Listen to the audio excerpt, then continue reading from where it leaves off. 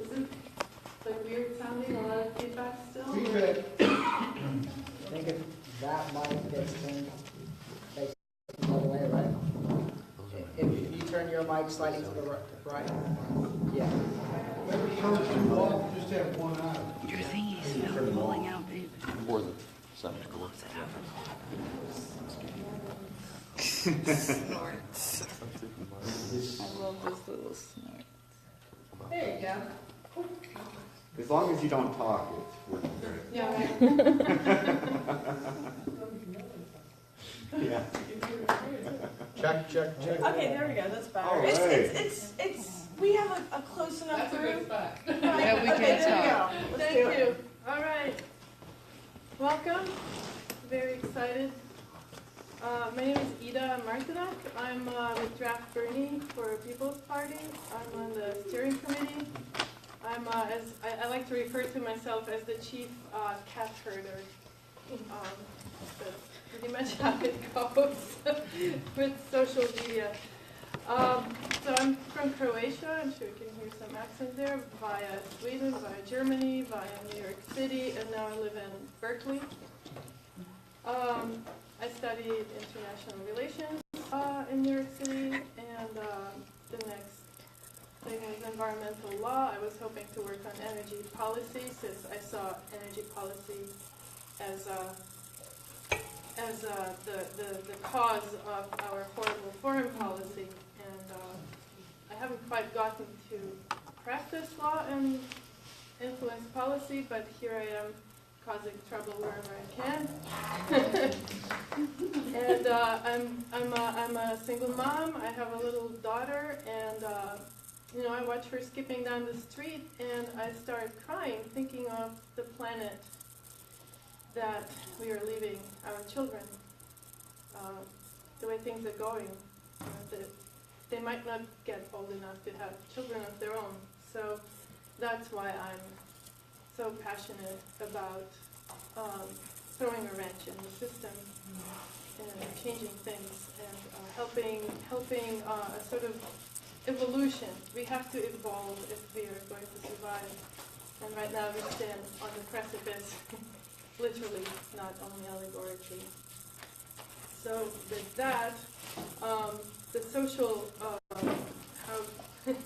how is that connected to social media?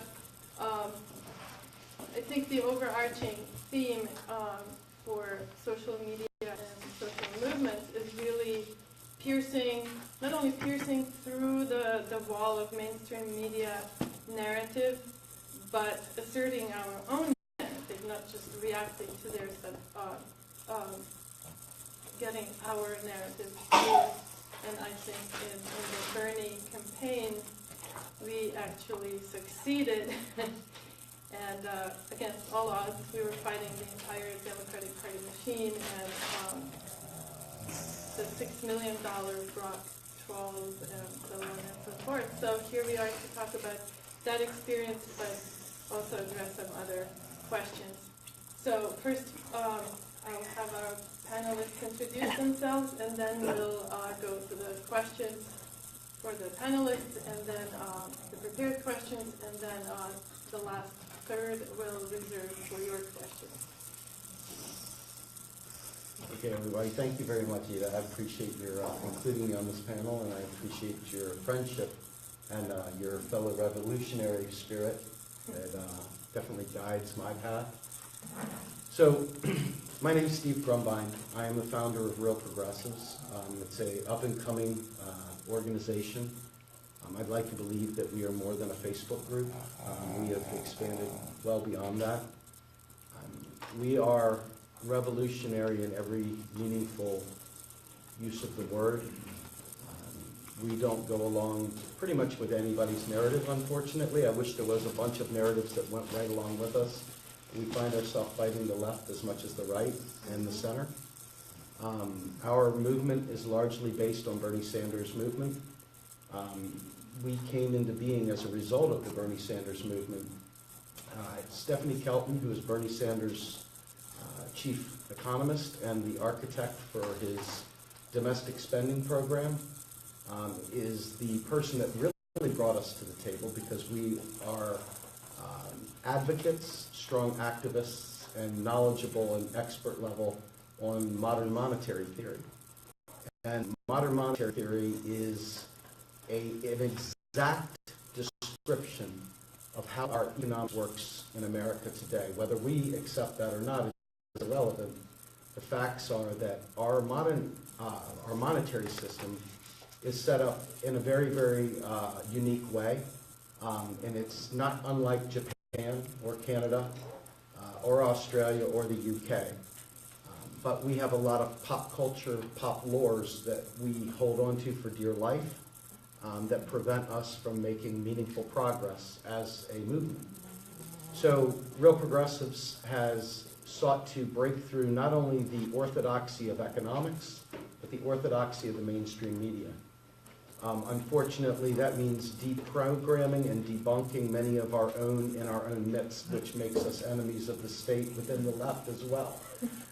So it's a very lonely place to be, but I assure you it's a very enlightened place to be. And it's a nice place to be because we see hope. We don't just see the darkness, we see the possibilities. And we're trying desperately with every ounce of our being to explain the possibilities to people so that the folks that really don't have the understanding don't just resort to burn it down. They start thinking about real solutions. They don't forsake the children of today in like some war that they feel like we need to have. They count on the kids today because we can save them today. And the other driving factor, which is where I think I tie most closely to Ida, is that I don't believe that the environmental crises that we're facing are allowing us the time to burn it down, rebuild it in our own image, seize the means of production, do all the other things that go on. While we're sitting there trying to play these games, ultimately our planet will make itself uninhabitable as we continue the practices that got us here. So with that one thing, I am a Master of Business Administration. I have an MBA. I have a Master of Science and Technology Management. I was several semesters into a PhD program, and I've had to unlearn more things from that bogus Orthodox education than probably anybody who's holding on to an Alex Jones myth about our monetary system. So let's just say it was difficult for me too. Hopefully it will be easier for you all when you finally come on board as well. So, yeah.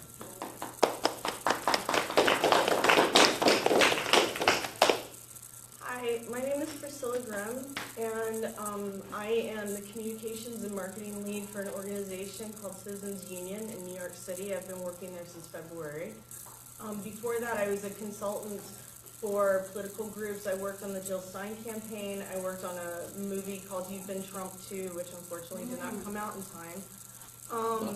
I also worked last year with the DNC shutdown effort with Shama Sawant and Calvin and many others. And I also worked for a children's website called powermylearning.org, which I very much recommend. It's free and awesome for kids K through 12. And I got hired on September 17th, 2012 by Power My Learning. That was the day of my hire, and I started on September 18th because I said I might be arrested on the anniversary of Occupy, because I'm a founding organizer with about 200 other people in New York City. Very proud of that effort. I continue to work on our social media handles. We have a total monthly reach of around 20 million people worldwide, mainly in the United States. Prior to that, I was raising a daughter. I'm a mom. I was going to school. I graduated from the new school with my bachelor's and went to Columbia briefly before Occupy Wall Street happened. Thank you. That's her. That's her. I made her. She's awesome. Sophia. And before that, I built a radio station. I've been working online since about the 80s, but it's only been very recently that I've been able to actually make a living at it. And that's one thing I want to really let people know. I also worked for 10 years in fundraising at some of the top nonprofits in New York City, which actually radicalized me even further than I was when I was a kid. And prior to that, did 10 years bartending, waiting tables. And I'm totally proud of it because there's so many skills that I learned in that area during that time of my life that still serve today. Because, you know, creating a dining experience for someone is very much like trying to bring them along to a political effort. You want them to feel welcome. You want them to enjoy the conversation. You want them to contribute themselves to a group experience, right? And that's what we're here to talk about. I'm so excited to be here with Stephen and all of you. So let's start doing it. Thank you very much for the introduction.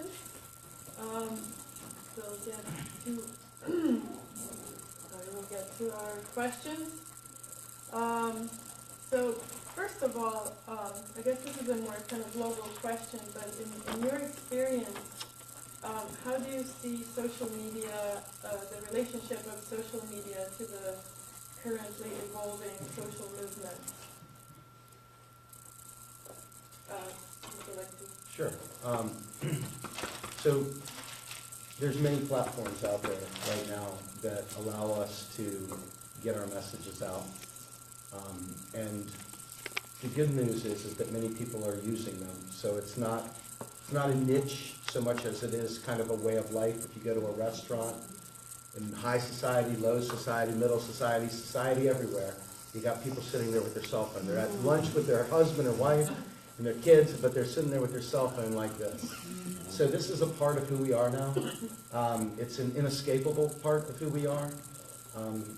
Everything from college, I mean, for those of you who have been to school or are in school, you'll notice that much of the classroom training is done in these chat rooms. They'll give you a topic, you'll have to respond to the topic.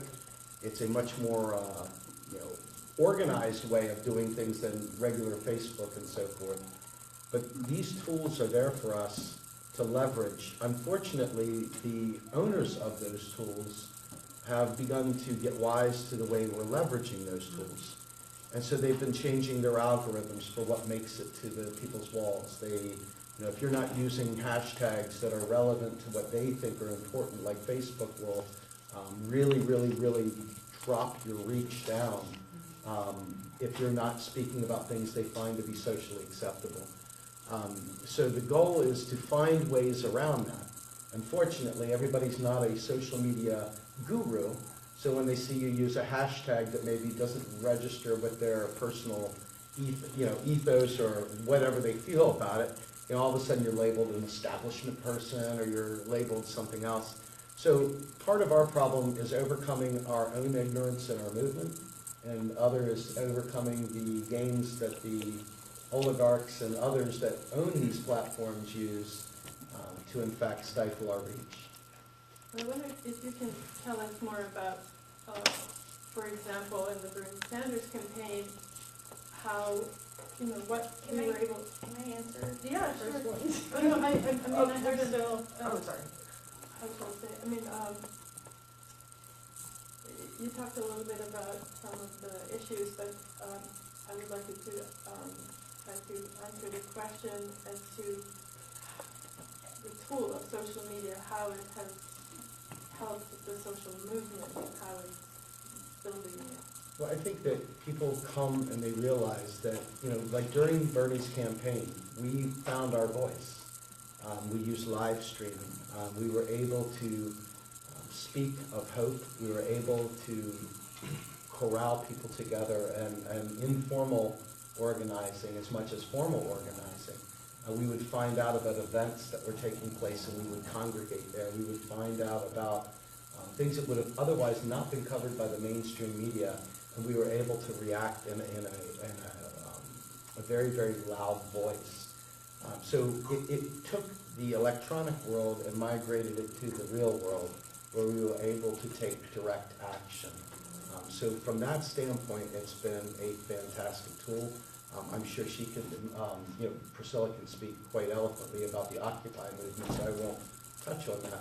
But I will say that understanding how the emotions, the tie-ins, she spoke, I should really let her say this because she hit something that I feel is very important, and that is the inclusion, that feeling of it being part of who you are. And when we were live streaming, people felt our pain. They saw us as we watched another primary get stolen. They watched us as we saw various aspects of what we thought were a no-brainer. How could you have a 7-hour line for a polling booth and lose? You know, it didn't make sense. And we were able to convey that in real time, speaking real time. We were able to videotape people in line, get real life stories about things that other people were ignoring. And it was very, very powerful. We felt like we owned this process. I think that in and of itself was a tremendous, that was empowering. That was very empowering. Priscilla, would you like to speak on this question? Yes, thank you. Sorry for my impatience earlier. No, Still no drinking problem. coffee. I'm just trying to get to the... So yes, I can talk about what happened in Occupy, but again, that was like 6 years ago. And we all know that the internet changes in leaps and bounds in a matter of weeks. So I want to touch a little bit about what I've been doing since February at Citizens Union. When I got there, our Facebook page, which still has under 1,000 likes, and I'm not happy about that, but it's okay. Everybody like... Everybody likes Citizens Union, please, it's amazing. But it is a New York City organization. But we want to get our numbers up, so help. So they had a very limited reach. The only things that they were sharing on their channel were policy reports in PDF form. And so what I did was I pushed the organization very hard to understand that what we needed to do is we needed to be sharing the efforts of others. We needed to start coalition building in a real way. And it's actually the best way to beat the Facebook algorithms is by being a good coalition member. Facebook sees your page as either an advertiser or an advertisee. And you're either buying advertising so that people come to your page, or you are providing it for other groups. And if you're organically sharing links from other pages, and their videos especially because they get lots of traction, you're being a good coalition member. You're helping others build up their efforts. They're going to hopefully help you build up your effort. And Facebook is happy because you're not just sharing just your content. So the live stream's totally important. That is one thing I will talk about from Occupy, because the important thing about the live streams through a group called Global Revolution, which is amazing, and you should follow them. They had a team of live streamers who would go out into the protests. And as we all know, the mainstream media is very poor at showing what protest is in this country and who the protesters actually are, aside from calling them Soros trolls or what have you. And for the first time, people were tuning into the live streams, and they were not only seeing people screaming in the street, they were seeing people being served food in Occupy, they were seeing the medics at work, they were seeing, the teach-ins that we were having in Zuccotti Park. They were demystifying this whole process and sparking an imagination that had been dormant for certain sections of the United States for a while. It certainly wasn't dormant in a lot of active leftist progressive circles, but there's a ton of people in this country and in this world who, I call progressivism and leftism, that ideology, it's really the ideology of common sense. If we take care of each other, we're going to be sustainable. And it's common sense. And if you explain these politics to people in those terms and in that language, they come along very easily. So there's some basic things that we all agree on, and that stuff comes into the conversation. So how is the tool built? Social movements? It's allowed our voices to come together in a space that is not controlled. Even though it is controlled by algorithms, and even though these are things and challenges that we have to figure out how to get past, for the first time, you and I can talk to each other and have never met. We can actually discuss ideas and not what we're wearing, or what neighborhood we live in, or what life choices we choose. We're actually talking about ideas and efforts and ways of moving forward, which is transformational in my mind as to where we were 30 years ago. So. It just made me think of in the Bernie campaign, what struck me through his live streams especially was, like, I'm not alone. There are other people who feel the same way. I always thought, oh, I'm just this European crazy person, and I'm the only one who doesn't have a TV and who can't stand the American news. And then I felt like nobody was political. I mean, I was kind of surrounded by people who were not very political, and I was really frustrated. And then, through all these Bernie groups, they just mushroomed, they just exploded. There was a Bernie group, everybody for Bernie, like from middle-aged hippies for Bernie to, I don't know. So to see that level of excitement, enthusiasm, and love, there was really genuine love in the movement. And there were a few things that really got me. There was this old lady, I don't know, she must be like 90 years old. She composed this song, Journey for Bernie. Did you see that Yes. video of her singing? Yes. When I saw that, I mean, how can you not weep with this, I don't know, your heart just filled with warmth, seeing us love for humanity and for this planet, for our children, for survival, really, against the corporate machine. And, seeing people baking pies with Bernie's fluffy hair and cookies, and, and then people live streaming from all these rallies where he had thousands of people that the media was showing an empty podium waiting for Trump while Bernie was giving this fiery speech in, I think, Phoenix, Arizona. So we kind of got around all of that, and we shared it with all of our friends who, some of us, many of them probably unfollowed us. But we got the word out, and built this feeling of love, which I think is where the hope lies for this movement. I wanted to say something real quick. Both of you touched on it, and the one thing that's missing from the feel-good moment here is the paid troll, the paid agitator, the paid infiltrator. We would get Brock trolls by the thousands, like all of a sudden, out of nowhere, we would just get inundated with just a barrage of ridiculous, just sidetracking. As Ellis Winningham, a guy I work with, says, they're sidelining the movement. And that's exactly what they would do. They would come, they would infiltrate, they would just disperse any kind of logical, cogent conversation, and they would shred it, and they would literally make people check out. It was like, this is not worth my time. And then it got even more ugly with people using it to do cyberbullying and using other means to shut down dissent, shut down conversation, shut down radical ideas that people didn't want to hear. And then they would turn it around from just being about the issue to personalities. They would literally dehumanize people. This process right here is still ongoing, and it's cannibalized in the left as well. So the yin and the yang of having this much freedom to information and the ability to present this information is that there's also disinformation. There's also conspiracies that are founded in nonsense that sideline an entire movement. What'd you do about it? I can speak to that because we do. Okay, so one of the controversial things that we enacted pretty early on. I'm one of the main editors on Occupy Wall Street on Facebook. It has over 800,000 likes. It's like facebook.com/OccupyWallST.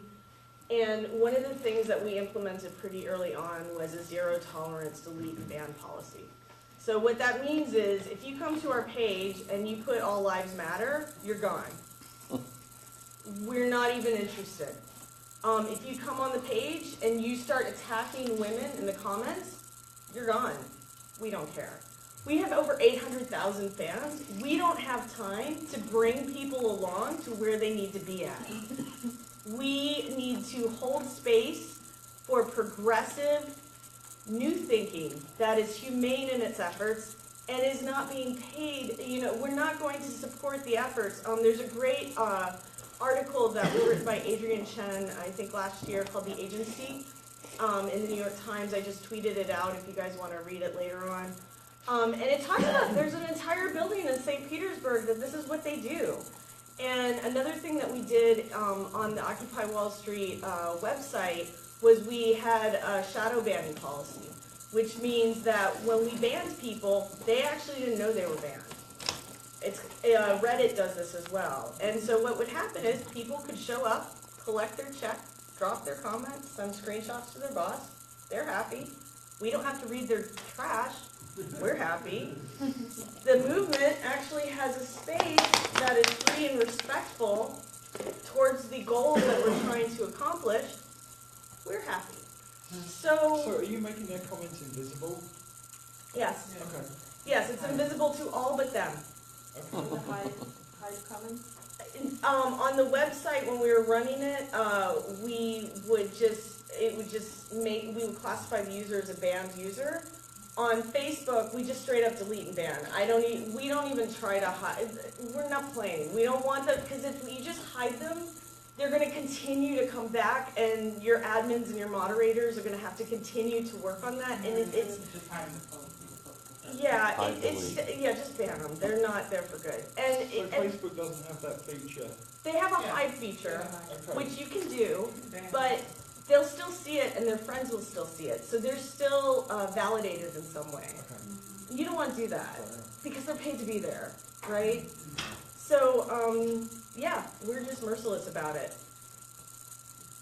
And I wanted to add with the trolls. I felt in the beginning of the primary there was actually, I think, both Hillary's and Bernie's actual supporters were having honest, real, heartfelt debate, discussion. There was a genuine interest in promoting your candidate and saying why they're better, and the other party responding, and there was a very civil discourse. And once these trolls came in, they built a wall between the supporters.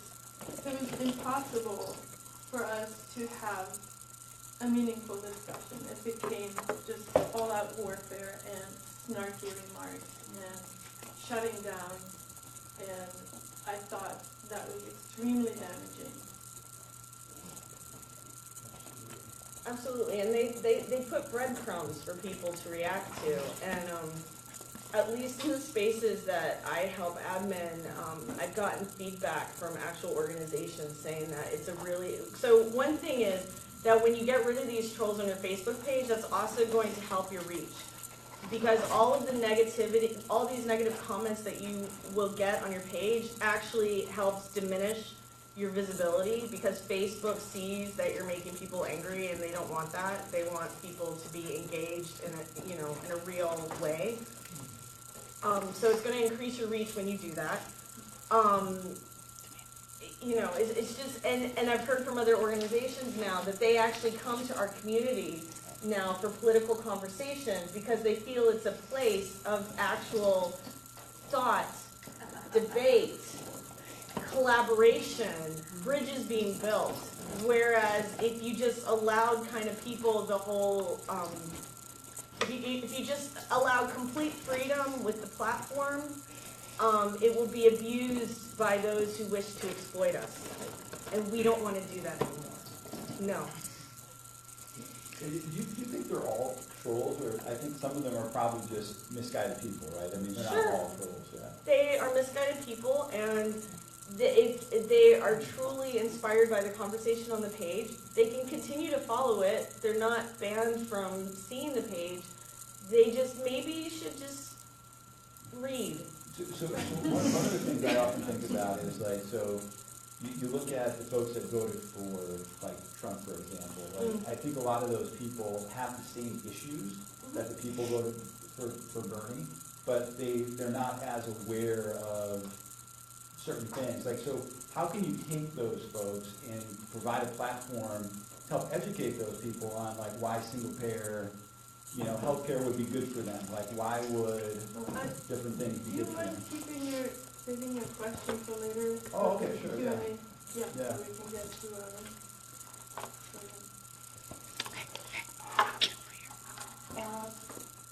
I mean, I can respond quickly to that. One of the things that we do as a team is that we actually outreach to other groups. We don't wait for them to come to us. So for like You've Been Trump Too, which when we first designed the campaign, my campaign partner really wanted to have a lot of images of Trump.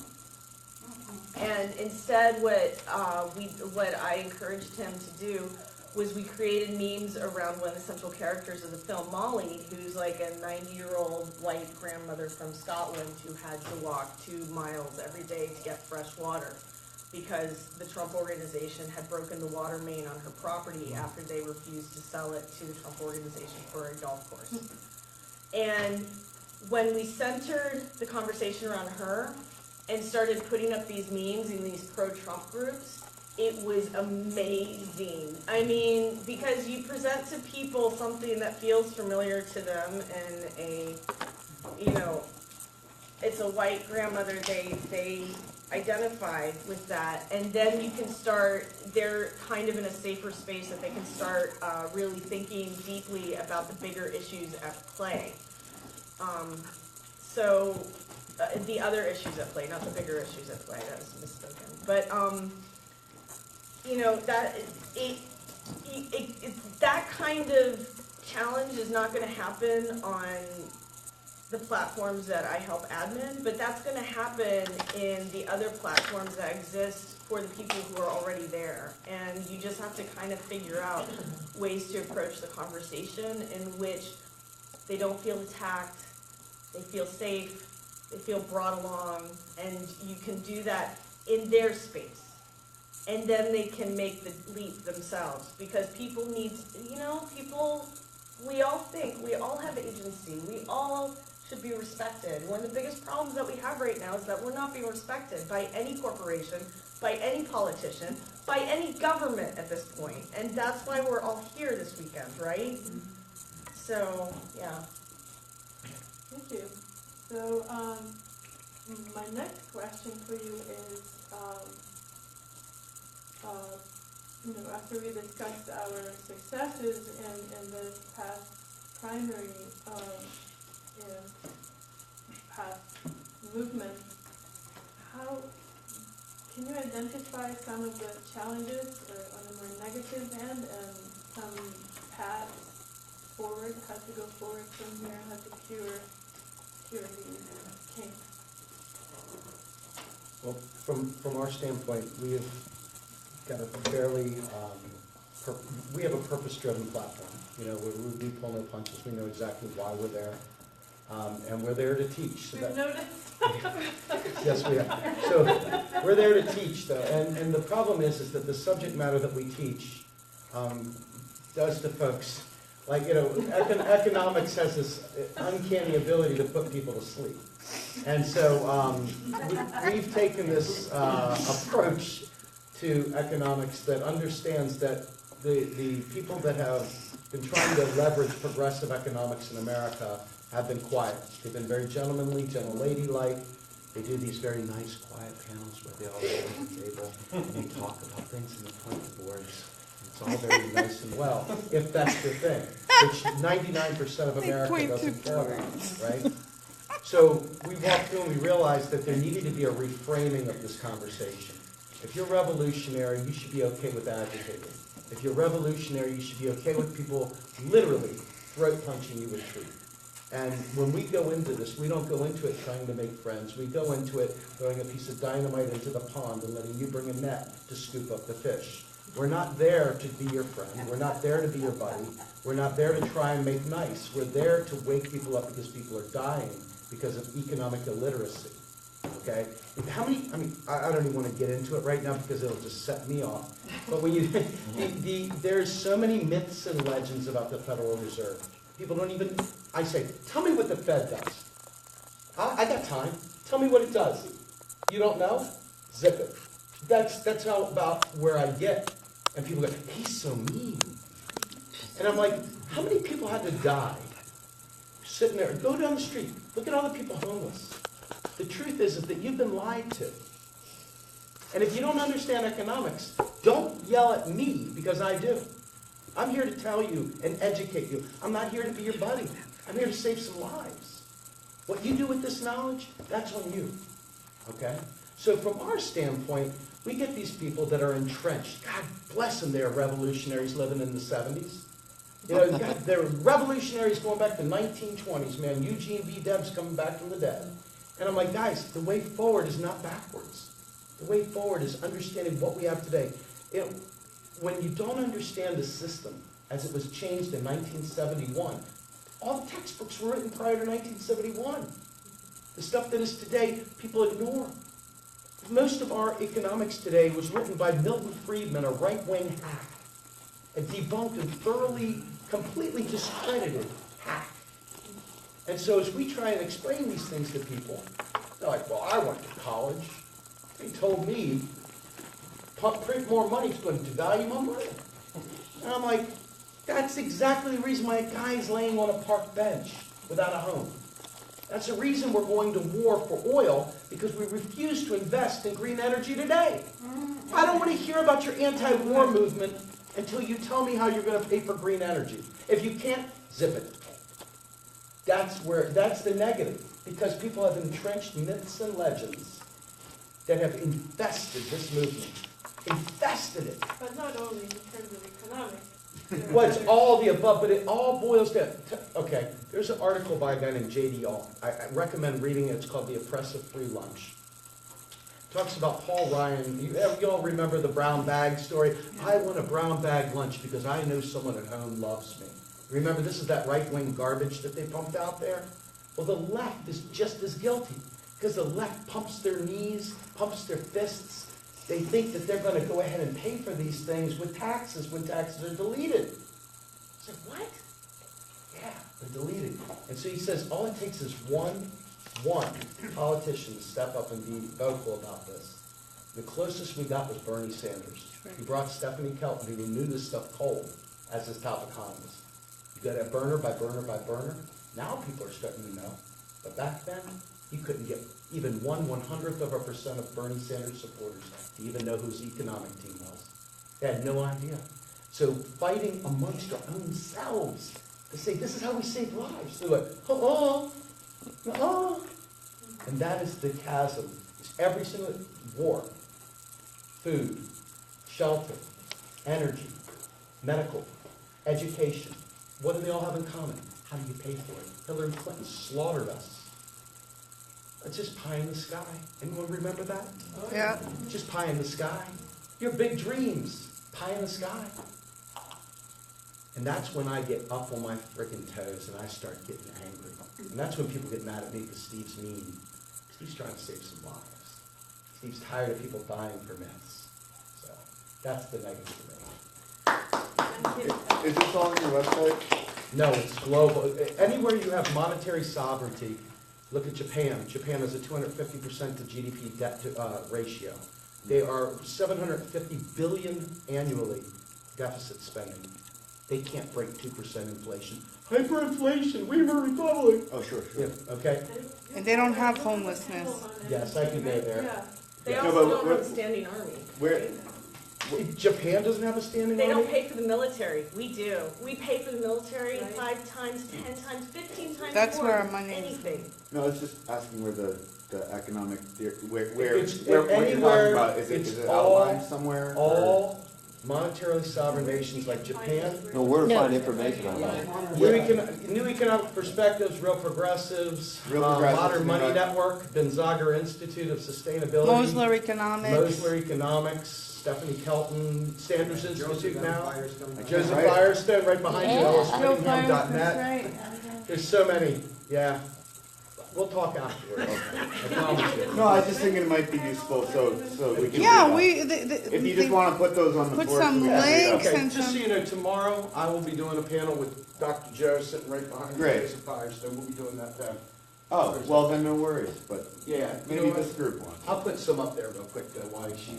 Yes, So please. while Steve is writing, So one of the interesting, so the campaign I'm actually working on right now, are any of you from New York? Can any of you? Yes, okay. So we have this exciting opportunity in front of us right now. On November 7th, we have a vote in order to hold a constitutional convention. This is in our Constitution that every 20 years we can vote on this. The last time New York had this was in 1967, when a month's supply of the birth control pill cost $2. Civil Rights Act had just been passed. Women were barely in the workforce or even able to divorce or have abortions legally. And one of the original framers to New York State's Constitution made all of his money selling humans. And after that came out of vogue, he started selling fur. So he went from abusing people to animals. And that's, if you actually look at who framed all of our constitutions in this country, they were never written with the idea that the Boricua from Brooklyn was going to have rights and be able to live as a single mother with security and dignity. That was never thought of. But we can actually, so the Constitutional Convention, the reason why it's relevant to what we're doing here, there are 3 votes that happen with that. The first vote is to have the Constitutional Convention. So the only thing that we're voting on in New York, despite what you might hear from other people, is to hold the meeting. It is not to change anything. It is not to elect anybody. It is not to steal pensions. It is to hold a meeting.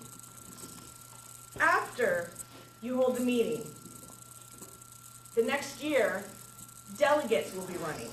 3 delegates will be elected from each state Senate district. And those 3 delegates, so it's possibly like 10 people will be running in each state Senate district. And they will be running on platforms. How do you think they're going to be getting that message out to people in order to get votes for their delegate position? Through social media.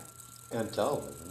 And television, but as a voting bloc, it was actually just reported by Pew Internet Research in January that Gen X and millennials have finally overtaken baby boomers, who are the prime target for television ads.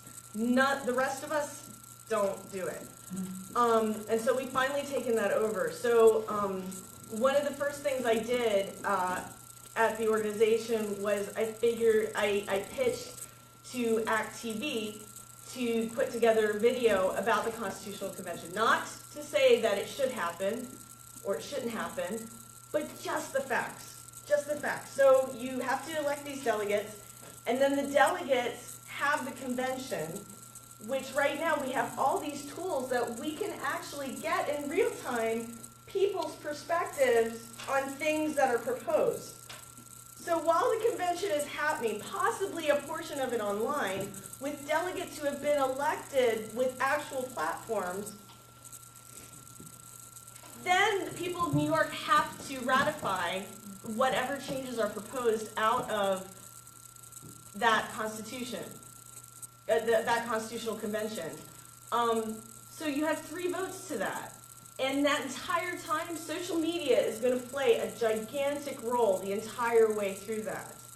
And especially when we're at this place where, one, we have more interest than ever before in people running for office. I myself do not believe in politicians, but I believe in process. And I believe if a unicameral body of people are elected in New York State, to honestly, and it's honestly reflective of what our state is and who lives there, we're going to come out with something very unique, very progressive, and something that could possibly be an example for the rest of the United States. And we could finally have a democracy worthy of the promise to all of us, not just to a certain segment of society. So that's one of the ways, and you know, we have to stay flexible and just look at what the possibilities are in front of us instead of reacting out of fear. Because fear is going to keep us stagnant. Fear is going to keep us from looking towards the future and how, you know, in 1967, the last Constitutional Convention, there were 2 women there and 1 person of color. Hardly representative of our current world. And how inspiring would that be, just to have that process, even if nothing comes out of it, to see women and people of color in positions of real authority, in positions of real collaboration with each other, with the larger community, that's going to change the game entirely, because we're not going to be at this animus place anymore. We're reacting out of animosity. We're going to finally, hopefully, start to see each other a little bit more as partners on planet Earth instead of, you know, this horrible kind of individualistic lie that has been sold to us through capitalism for the past 600 years. So, yeah. I think this is a nice segue to the next question. Maybe you can address it first. Staying flexible. On you know, with the shredding of the First and the Fourth Amendment, and the social media coming under increasing attack, because that's where our power is, and the powers that be don't want to give it to us. So we can expect a lot more censorship and a lot more privacy intrusion, to say the least. So how do you see the movement continuing to build with these challenges? Well, I mean, we have to dedicate ourselves to making sure that we're meeting in person, right? And we have to make sure that when we're meeting in person, we have everybody there. One of the most inspiring things I've seen in the past couple of years is I went to Spain a couple of years ago, and Ida Colau, the new mayor of Barcelona, and part of the political group Barcelona en Comú, which really tries to make it make their platform as participatory as possible, make it available for as many people to come together as possible. You know, they have meetings where you have food, you have childcare. You know, it happens after like 7 o'clock when people are coming home. They're actually home from work? Actually home from work and have brushed off the day a little bit and can actually meet together. You know, these are things that churches figured out a long time ago. And we as political people have to figure out how to value each other and make space for everyone. And we also need to think about using tools like Progressive Stack in these in-person meetings. If you're not familiar with the idea of Progressive Stack, there's a great Wikipedia article on it. But what it is in any group, when people are raising their hand for questions or for input, you just prioritize voices of people who are typically not speaking at the meetings. And that's super important. It's usually, you know, they prioritize women, people of color, people who have, you know, other challenges. But, you know, it remains flexible because myself, I'm a woman, but I tend to talk a lot. So I show up to meetings, people are like, you're last. And I know, I get it. And being humble and speaking with, you know, our fellow people, it's just so important. So in-person meetings, and when you build that in-person community and you have that in-person community really working well, then the electronic portion of it, you know, solutions will emerge. That might be Signal, that might be, you know, Fire Chat, or what's the thing that they used during the Umbrella Revolution where they all, Fire Ant? Where they all, like, if we could all create our own kind of web. Fire Chat. Fire Chat? Yeah, That's what we Firebug, use. yeah. We use Fire Chat at the DNC. Yeah. So, and you create this mesh, this internet mesh that's separate and outside of the other, so you can have safe conversations with each other. So there's no one solution to anything like life. You just kind of have to come to it and figure it out. I've gotten hired as a consultant, And the organizations have very firm ideas about what needs to happen, but when I actually do an audit of the possibilities of what they have already and think about costs and people time and all this stuff, other solutions emerge because you don't want to burn all your people and money on one idea that might not work. So, yeah. So we have to remain flexible and Open-minded. informed. I would say we need to all read up on I love Mashable. It's amazing. Mashable.com and TechCrunch.com. I mean, these are two, they're not political at all. It just talks about tech. But really sexy, fun ways. And it'll help you keep up to date. I just, I really, recommend bringing in some tech reading as social media people, because there are very basic things that you can be learning. Like, if you know basic HTML, it's going to make your work as a social media person so much easier, because you're going to kind of understand how websites talk to each other a little bit more and be able to utilize that in your work. So bring in a little bit of tech knowledge. Not too much, enough to be dangerous. what was the second website you mentioned? Mashable.com And TechCrunch. TechCrunch. TechCrunch. Yeah. I'll put that back up. Yeah, please. Thank you. So my concern with this has always been the veracity of the information we're given, right? So wherever you go into a classroom, you've done this in middle school, I'm sure, they tell the person at the front of the class something, they whisper it to the next person and so on.